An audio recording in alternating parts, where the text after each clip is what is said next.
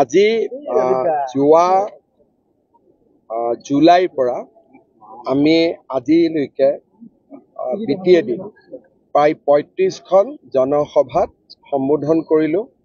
আমাৰ কাৰ্যকৰ্তাসকলৰ লগতো কথা পাতিলোঁ। আমাৰ এটা ধাৰণা হ'ল যে কিমান চিটত ইলেকশ্যন উঠিব লাগে, কিমানত উঠিব নালাগে। অহা 30 তাৰিখে বা 31 তাৰিখে বিজেপিয়ে প্ৰাৰ্থী তালিকা ঘোষণা কৰিব। কেনেকুৱা দেখিছে ছাৰ?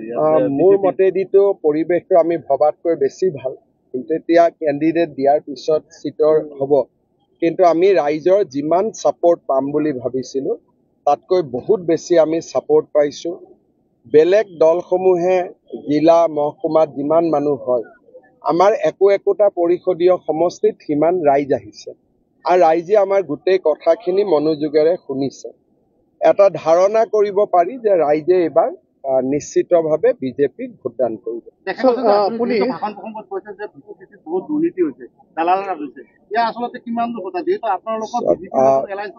আমাৰ বিজেপিতো 9টা চিট আছিলে, যাতে BTADত শান্তি হয় সেইকাৰণে আমি BTCৰ চৰকাৰত আছিলোঁ, যাতে ইয়াতে গুলি গালাজ বোম বাৰুদ হ'ব নোৱাৰে। চৰকাৰটো আমি চলোৱা নাই, কিন্তু আমি চলাওঁ বা বেলেগ দলে চলায়, এই VCDC ব্যৱস্থাটোত যদি সংশোধন নাহে তেতিয়াহ'লে গৰীব দুখীয়া মানুহে BTCৰ পৰা কেতিয়াও উপকৃত হ'ব নোৱাৰে। VCDCৰ ইলেকশ্যন হ'ব লাগে, ইলেক্টেড VCDC হ'ব লাগে, আৰু ইলেক্টেড VCDC হ'লে ৰাইজে উপকৃত হ'ব। আমি সেইকাৰণে সকলো সভাতে কৈছোঁ যে চিলেক্টেডৰ জেগাত ইলেক্টেড VCDC হ'ব লাগে। ছাৰ, আপুনি ইন্দোৰৰ কথা কৈছে। আপোনালোকৰ ননাই সংঘৰ পৰিষদীয় সংসদৰ বিজেপি এজন আছে সঞ্জীৱ তাঁতী। তেখেতৰ যথেষ্ট যি কৰাপশ্যন লেভেল, সেই কৰাপশ্যন ৰাইজৰ মাজত যথেষ্ট চৰ্চা। এতিয়া মই ব্যক্তিৰ ওপৰত নকওঁ, কাৰণ আপুনি আছে কিবা ব্যৱস্থা গ্ৰহণ কৰিব, আপুনি আছে পৰ্বতজৰাত, তেওঁ আছে ননৈ চেৰফাঙত। আপোনাক কোনোবাই মোবাইলত কথাটো পঠাই দিছে, আপুনি মোক সুধিছে, কিন্তু তাতে মই যোৱাৰ দিনাখনতো ৰাইজে মোক একো কোৱা নাই। মইতো তাতে BTADৰ আটাইতকৈ ডাঙৰ সভা যি 5খন হৈছে, তাৰ ভিতৰত ননৈ চেৰফাঙৰ সভাত আটাইতকৈ বেছি মানুহ হৈছে। তাতেতো ৰাইজে সঞ্জীৱ তাঁতী জিন্দাবাদেই দি আছে।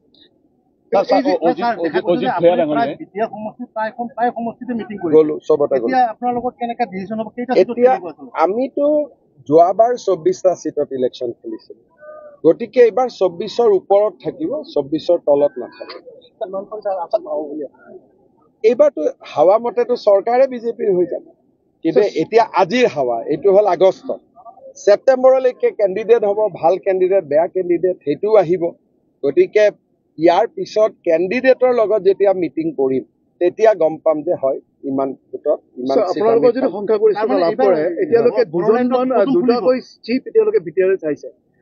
বিজেপি গঠন হলে গোটেইখিনি সাংবাদিকসকলক এতিয়াই কিয় কৈ থৈ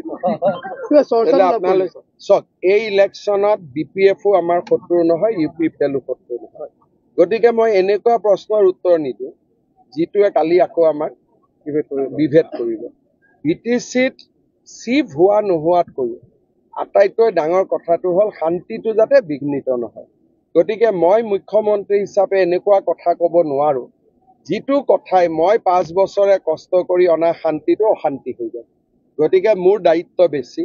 আমাৰ বিৰুদ্ধে 2-4টা কোনোবাই ক'লেও আমি তাৰ উত্তৰ আমি দিব নালাগে, কাৰণ ইলেকশ্যনত বহুত সময়ত ৰাইজে বহুত কথা কয়। অসমত আমি যেনেকৈ ইলেকশ্যন খেলোঁ, BTCত আমি তেনেকৈ নেখেলোঁ।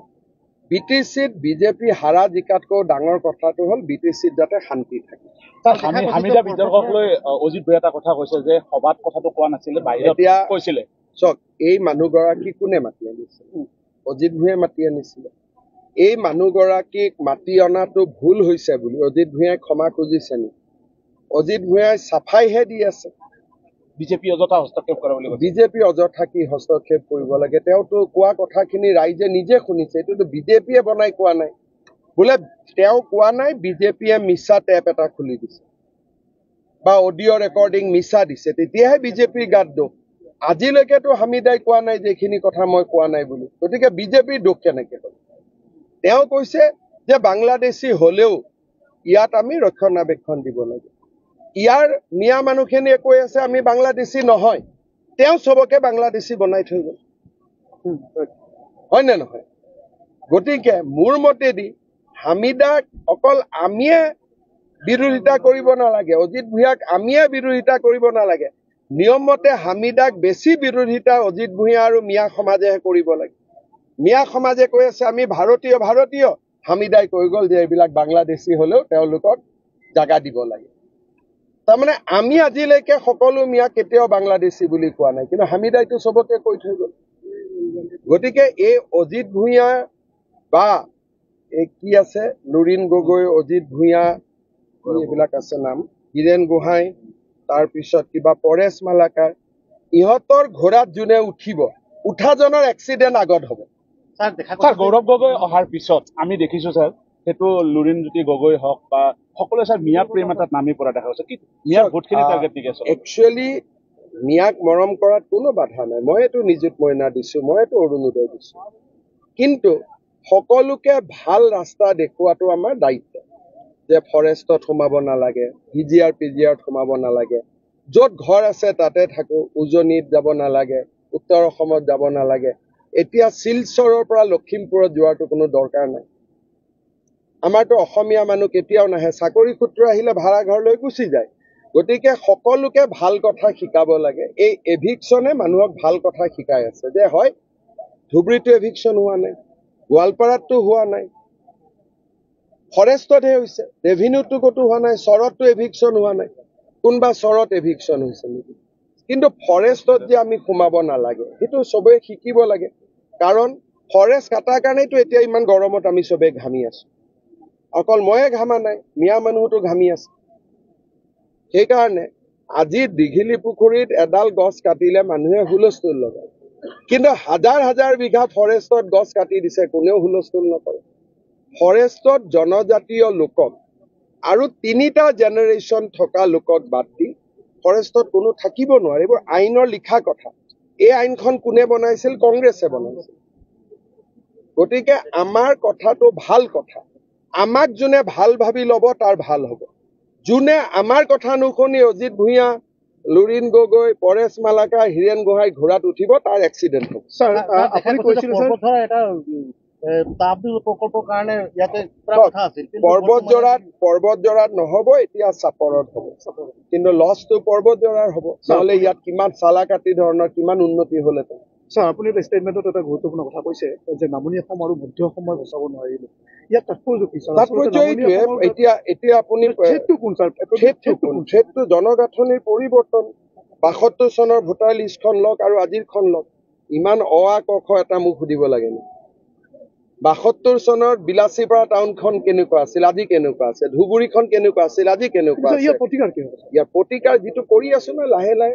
শ্ল' পয়জন দি আছো হৈ থাকিব লাহে লাহে মেডিচিন পৰিব পয়জন পৰিব সাৰ পৰিব বিষ পৰিব ঘাঁহ পৰিব চব লাহে লাহে লাহে লাহে ঠিক হ'ব আৰু যিসকল স্থায়ী মানুহ সঁচি ৭১ চনৰ আগত আহিছে তেওঁলোকৰ লগতো আমাৰ কোনো শত্ৰুতা নাই ৭১ চনৰ আগত যিসকল আহিছে তাকতো অসমীয়াই আদৰিয়ে লৈছে গতিকে আমাক বেয়া পাবলগীয়া কি আছে আমিতো কোৰ্টতে এফিডেভিট দিছো যে ৭১ চনৰ আগত অহাখিনি ভাৰতীয় আমিতো কাকো বেয়া ভাবা নাই কিন্তু যিবিলাক যোৱাকালিও ২৬ জন আহিছে আমি খেদিছো গতিকে যি সদায় আহি আছে সেইখিনি মানুহকতো মিয়া মানুহে সোমাব দিব নালাগে নিয়ম মতে যদি আইনৰ মতে চাব যায় কাৰণ ৭১ৰ আগৰখিনিৰ লগত কাজিয়া নাই ৭১ৰ পিছৰ বিলাক কিয় আনে ফৰেষ্টতো আমি এনেকুৱা নহয় যে অকল মিয়াক এভিকশ্যন কৰিছো কোনোবা যদি বেলেগ এতিয়া যে আমাৰ উৰিয়াম ঘাটত এভিকশ্যন হৈছে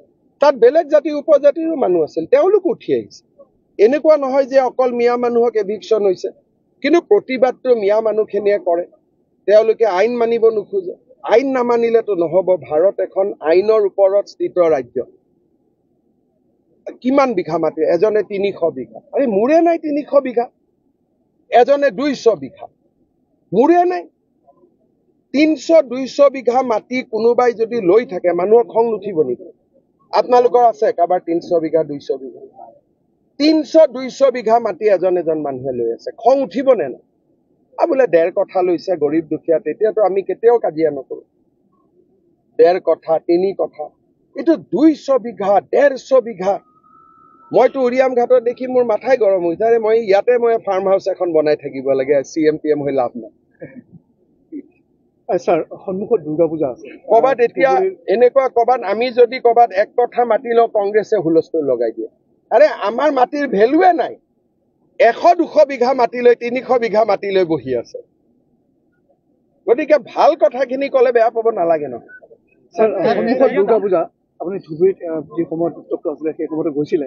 আৰু কিছুদিন আগতে জামায়াতে ইছলামী এতিয়া মোৰ মতেদি ধুবুৰীত কোনো উৎপাত নাই ধুবুৰীত একো গণ্ডগোল নহয় দুৰ্গা পূজাৰ সময়তো শ্বুট এণ্ড চাইট অৰ্ডাৰ থাকিব আমি অৰ্ডাৰ উইথড্ৰ কৰা নাই চলি আছে গতিকে ধুবুৰীত গণ্ডগোল কৰিলে বিপদ আছে স্যাৰ এনআৰসিক লৈ ইতিমধ্যে সুপ্ৰিম কোৰ্টে পিটিশন গ্ৰহণ কৰেছে এই ক্ষেত্ৰে NRC খন অলপমানতো গণ্ডগোল কৰি হলেই চবেই পুৰণা বাপেক পুতেকৰ মিলন হৈ গ'ল গিৰিয়েক ঘৈণীয়েকৰ মিলন হৈ গ'ল ভায়েক বায়েকৰ মিলন হৈ গ'ল গতিকে গোটেই NRC খনটো টুপি চিষ্টেমত বনিলে এটা প্ৰতীক হাজেলাই ৰাইজক টুপি দিলে আৰু চবেই মিলি ৰাইজখনক টুপি কৰি দিলে গতিকে এই NRC খনৰ ব্যৱস্থাটো মই কাৰেক্ট কৰিম অলপ পৰিৱেশ আহিব দিয়ক ঠিক হৈ যাব NRCও ঠিক হ'ব